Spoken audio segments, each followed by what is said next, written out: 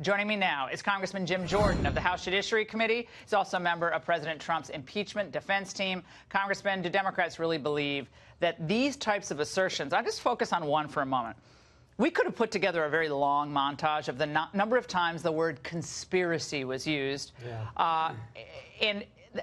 None of this is in an article of impeachment, yet they can, under the Senate rules, say hearsay, defamation, and they can't. They can just get away with it. Their whole case is presumptions, assumptions, and hearsay. They don't have the facts. They make things up. But frankly, it shouldn't surprise us. Remember, Adam Schiff is the guy who told us for 2 years, I have more than circumstantial evidence President Trump worked with the Russians to influence the election. That wasn't true. Adam Schiff's the guy who told us that the Nunes memo wasn't accurate. That turned out to be false. We had Mr. Horowitz's report last month. Adam Schiff said the FISA process was just fine. Mr. Horowitz told us they lied to the FISA court 17 times. Adam Schiff said we're going to hear from the whistleblower, and we have not spoken. Our staff has not spoken with the whistleblower. Both of those things were wrong. Both of those statements were wrong. So it shouldn't surprise us. Some of the things he and Nadler and his team are now asserting. The facts are solidly on the president's side. The constitutional principles are on the president's side. And the unfair process is another great argument that White House can make, because what they did in the House was very unfair to the president. One of the things that they alleged today was that the president doesn't really care about corruption in other countries. He doesn't care about it. Watch. The fact that the president only wanted a public announcement and not the investigations to actually be conducted demonstrates that his desire for investigations was simply and solely to boost his reelection efforts. Okay. This is what the president said in 2016 when he was running for president about foreign aid. My foreign policy will always put the interests of the American people and American security above all else. I will also be prepared to deploy America's economic resources. Financial leverage and sanctions can be very, very persuasive. This has been his entire argument. Look at NATO's now. The NATO Secretary General today said, guess what? NATO nations are starting to pay fines. Yes, he ran on this. The American people elected him to do this. He's always been skeptical of foreign aid. We got a colleague who has a great line. He says, well, we don't have to pay people to hate us. They'll probably do it for free. So President Trump says, look, I'm not a big fan of this. We're gonna use it where we need to, but I want other European allies to share in the burden. And, oh, by the way, Ukraine, Ernst & Young said, was one of the 3 most corrupt countries on the planet.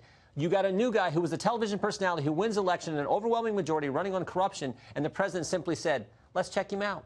Let's see if he's the real deal. Let's see if he's genuine. And he, after 55 days, he became convinced that Zelensky, I think he is the real deal. I think he's a genuine reformer, and the aid was released. Well, doesn't the president have it within his Article 1 powers to make these calls? I hope we hear that from the defense team, Mr. Defense Team member. That argument hasn't really been made, that he has the right to, if he wanted to hold up the aid, I don't care what the GAO said. That's a legislative body, and that has no force of law.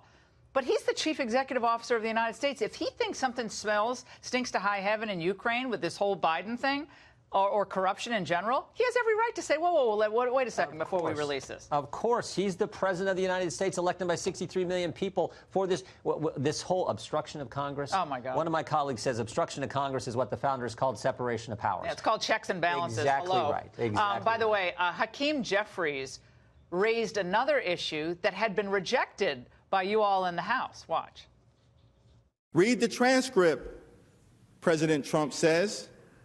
We have read the transcript, and it is damning evidence of a corrupt quid pro quo.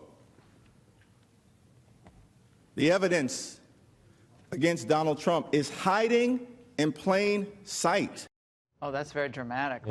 That's a real L.A. law moment there. Yeah, wow. That is ridiculous, because there was never any linkage of announcing an investigation, promising an investigation, or doing an investigation to get release of the money. So I remember asking Ambassador Sondland, I said, when did it happen? When was the announcement? And his response was, it never did. And that's the point. It never did. And yet they got the money on September 25th. They got the call. Excuse me, got the money on September 11th. They got the meeting on September 25th. And they got the call from the president. Well, Adam Schiff said that was because he was caught. That's the only reason the money was released. Not true. August 31st, Senator Johnson is on a phone call with President Trump.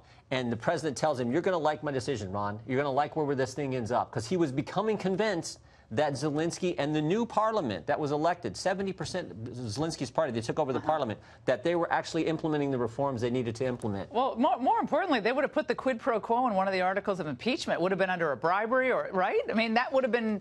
They were part saying and quid parcel. pro quo on September 24th when Nancy Pelosi announced that they were going to do this before the call. Once the call came out, they backed away from it until today when Hakeem. No, I'm just saying they're resurrecting all the ghosts of the House impeachment process. Congressman, thanks for coming in tonight. I know it's been a long day.